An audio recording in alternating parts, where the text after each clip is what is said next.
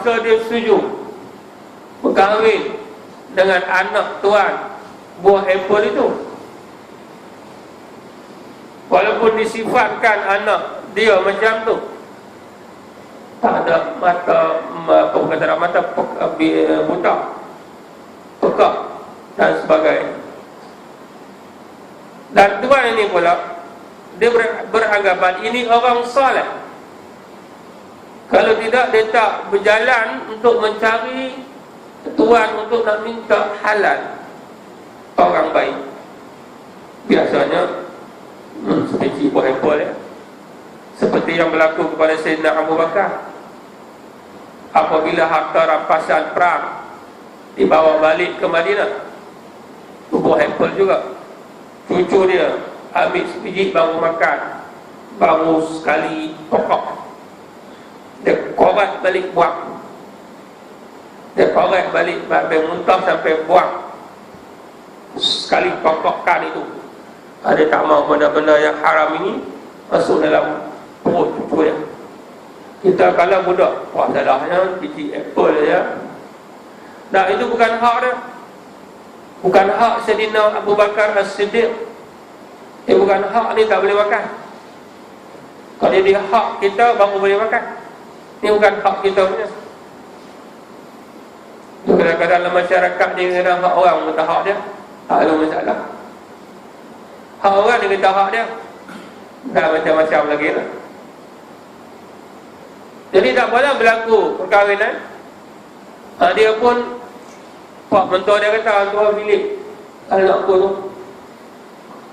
Dia pun pergi buka pintu bagi salam, Assalamualaikum.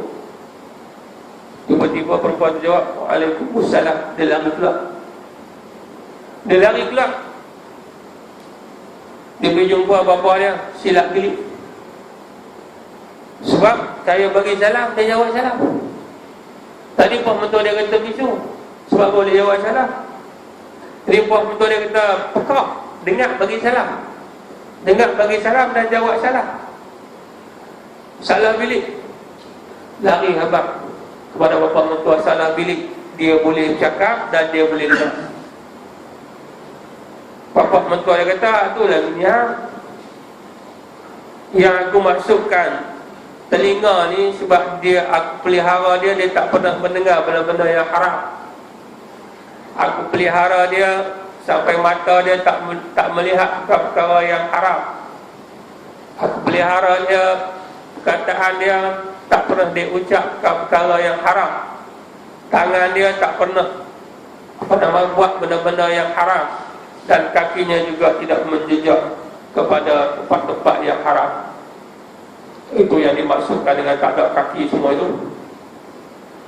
Jadi mata, pemikiran dan juga telinga ini merupakan aset penting dalam diri seseorang untuk mendapatkan ilmu. Sebab itu kita memimpin. Kata Nabi, kullukum ra'in, setiap kamu pemimpin, wa kullu ra'in mas'ul. Paling tidak kita ini dipertanggungjawabkan di atas diri kita sendiri. Kalau ada suami, kalau dia suami, dia naik satu lagi, pemimpin suami kepada isterinya. Dah jadi dua pemimpin dah. Kemudian ada anak, ada keluarga apa semua, dah jadi 3 pemimpin dah. Kemudian lepas tu lah masyarakat jadi apa-apa lagi. Berapa kita menjadi pemimpin? Mas'ulun, akan dipertanggungjawabkan. Mas'ulun, setiap kepimpinan itu akan dipertanggungjawabkan di hadapan Allah Subhanahu wa ta'ala. Sebab tu dalam ayat ni Allah Ta'ala menyebut, fala tazlimu fihinna anfusakum, jangan kamu buat zalim dalam bulan-bulan haram ini terhadap diri kamu sendiri. Apabila diri kita sendiri pun Allah Ta'ala tak bagi buat, lebih-lebih lagi lah diri orang lain. Kepada orang lain lagi tak boleh. Diri sendiri pun tak boleh buat zalim terhadap diri sendiri. Sekarang ni ada satu pahaman dia tak bagi puasa. Sebab puasa ni menyiksa diri sendiri. Itu dah ada fahaman. Seksa diri sendiri. Duk tahan lapar daripada pagi sampai nak malam, menyiksa diri sendiri. Kalau orang yang tak mengaji,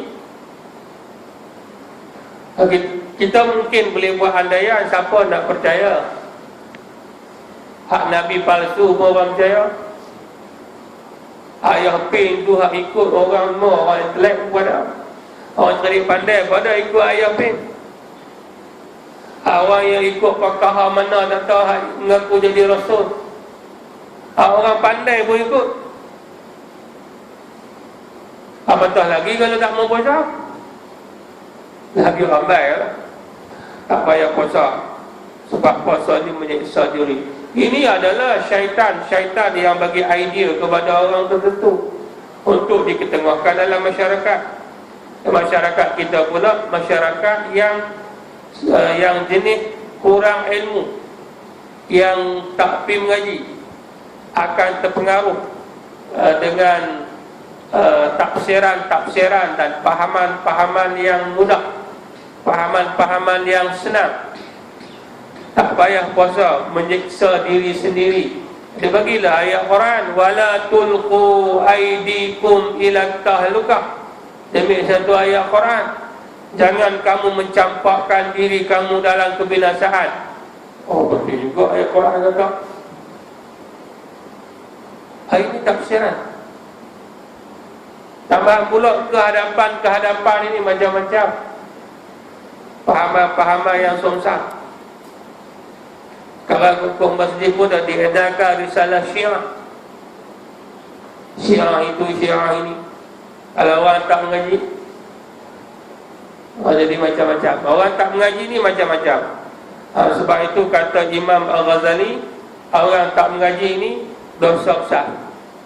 Bukan dosa kecil, dosa besar. Dosa besar. Sebab tu ada dulu bila nak dilaksanakan hudud, isu hudud ni sebahagian daripada sistem perundangan Islam. Hudud adalah cakap-cakap profesor, cakap-cakap itu, cakap-cakap ini, kena bagi orang faham dulu, barulah nak boleh laksanakan hudud. Sagi orang intelek ni pun kata macam tu, kena faham, kena bagi masyarakat faham dulu. Ini masalah orang intelek. Memang kewajipan masyarakat kena faham. Tapi faham tak faham, bila kita melakukan kesalahan mesti kena. Serupalah kalau orang naik motor, bila naik kereta ataupun orang naik motor tak pakai topik ladder, kena tahan dengan polis. Dia kata saya tak tahu, kata tak pakai topik ladder ni satu kesalahan. Saya tak tahu. Tahu ke tak tahu, kena sama. Kalau naik motor mesti tahu apa yang perlu wajib kena pakai ketika naik motor. Bila naik kereta apa perlu kena buat. Soal tak tahu undang-undang tak timbul. Bila buat salah saja kena. Buat salah saja kena. Jadi intelek-intelek sebegini, orang-orang yang dapat PhD doktor ini pun tak pernah mengeluarkan kenyataan nak melaksanakan undang-undang sivil ni kena bagi faham semua tu. Nak melaksanakan undang-undang sivil, nak melaksanakan hak undang-undang yang sedia ada dalam Malaysia ni, kena bagi masyarakat faham. Hak tu tak keluar pun. Tapi bila hudud saja keluar, kena bagi faham tu. Ini dia panggil orang ilmu yang double standard.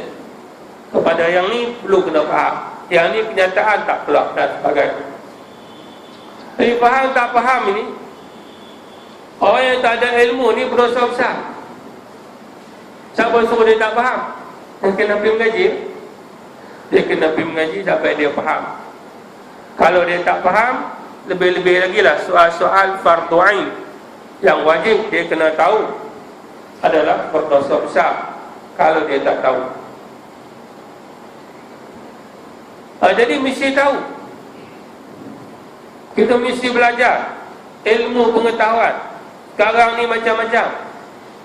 Pergi dekat Kuala Lumpur, tak payah Kuala Lumpur lah, kawasan kita pun banyak pahaman-pahaman yang sungsang.